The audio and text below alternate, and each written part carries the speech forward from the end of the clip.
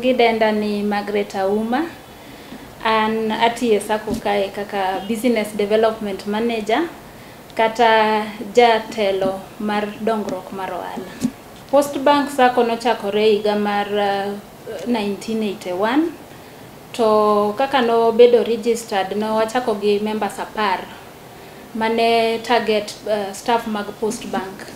But ne wadhi wayao outside common bond higa mar 2013 ma koro members ma oko nyalo donjo kata jo biashara, jo kuma bedo employed organizations moko nyalo donje sako mondo giendelea gimbe giyud konyruok mayudore sako kae.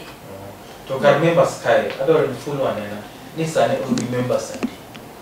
Sani wan gi members 1500 to pod waendelea kwa medore. Koro ngata nyalo donje sako kendo gimbe gibro mana yudo benefits kaka joma moko. Kado donje sako ni ang'o monego atim? Sako ni kidonjo to ichulo mana 1000 kende kaka registration fee. To koro dwe ka dwe ichulo 1300.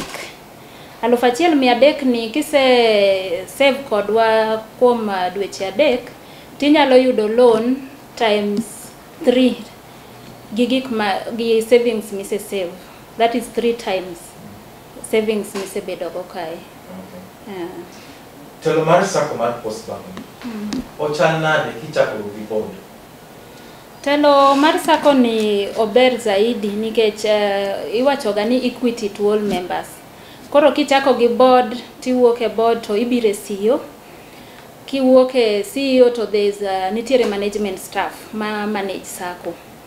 To management staff be nitiere junior staff. Koro wan watiyo kaka team achiel mondo wakony members wa giyud service kamora mora ma gintiere.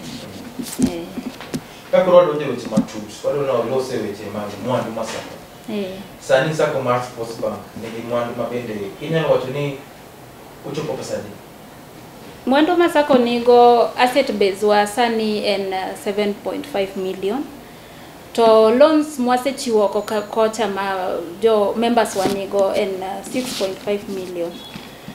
To koro mano ma konyo members wa oko kuchocho. Kendo profits ma wan go medore to wang'eyo ni in the next like koro dweche 2 kamae wadhi chopo 1 billion nikech biashara dhi maber, members donjo to kendo gimbe gi mor gi services mar Postbank sako. Koro wang'e ni dweche 2 koro rumo kama to wan wachopo 1 billion. Weche mag sako pato kae be nigi weche mag tumbi mang'eny nikech to kaka wasene no sako moko bende osolal gi pesa mag members. Koro e Postbank kae bende utawo weche magu e yo mar atiro kalure gi chike moket gi SASRA. Sako wani bedo regulated gi SASRA. Kendo SASRA biro ga bang' dweche 3 timo in audit gi mondo ging'e ni wan maber. To SASRA be renew ga license after every 1 year. To ratios wan tiere maber mapok wayudo report mara mora mowuok kuom SASRA ni ok wadhi maber. Koro wan wa value mondo wa bed gi ratios go kaka dwarore mondo kech wa value stability mar sako kae. Koro members kata jok madwa join wa mae is a very stable sako. Ma sako ma stable maki join to kikibed gi kibadhi mara mora. To be musabedo gi tungni mora mora members ukalure gi pesa magikano kuno? Pok wabedo gi tungni mara mora. Igni 41 mwasetiyo e wach sako ni members wa umor zaidi. To pok wawinjo ga tungni mara mora mowuok e sako wakae. To mano gima ber zaidi kata wambe wamor nikech kata wambe kwa tiyo kae to members wa umor to wambe waneno ni wakonyo jopiny. Wekoro wadonje weche manyasani mag technology. Dongruok kata lokruok mane mabende sani useyudo kalure gi weche mag technology mabende sani nitie? Technology sani wase upgrade sana kendo sani kidonje sako to i-register online. Oko chuno ni bi kao forms idonje sako wakae office kae Nairobi kae mondo koka i-register. kamora mora ma intiere kata jok mani mana oko mar Kenya diaspora nyalo register e sako online.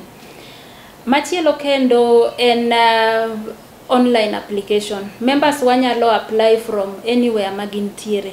Ibed Homa Bay, ibed Kisumu, apply to form niko donjo saa 2 to by saa 4 pesa osedonjo account. Kendo yudo alert sano ni pesa osedonjo. Koro wan wa value sana quick service to gi convenience. Koro wa invest e technology zaidi. Technology kai ka samoto ni members nyalo tiyo mana gi simu gidiyo to gi apply loan. Bente chenro miketo motegno maneno ni onge kaka members nyalalo kata inya bedo kondi ka gitiyo gi simu e weche mag sako. Yes, kanyo to security tight, wan gi ICT department to gi bodies ma regulate ICT. Koro kanyo security kanyo to kik ng'ato bed gi luoro maramora, wan sawa kata sasra no se investigate no yudo ni wan gi the best technology mitiyo go e Kenya ka. Aina.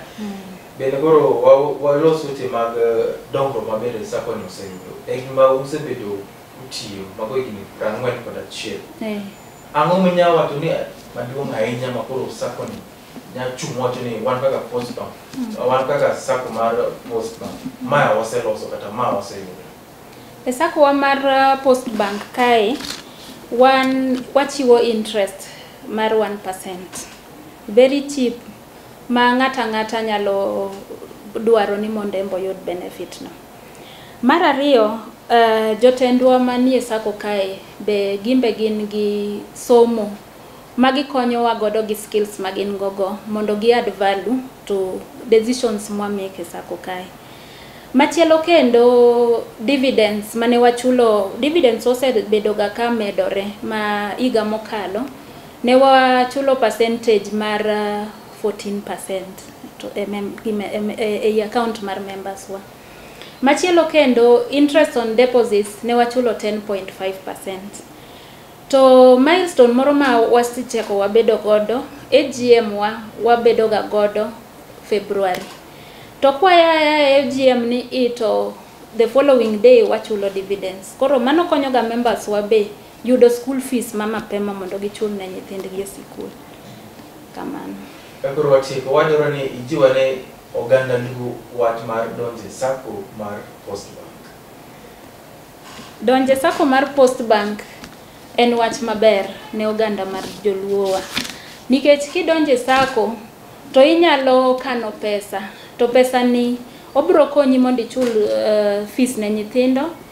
Kendo watimo be gimoro miluongo ni asset finance. Wanyalo ng'iewo ni gari, wanyalo ng'iewo ni plot moro ka moro. To kendo pesa be kidwaro to iyudo ma piyo.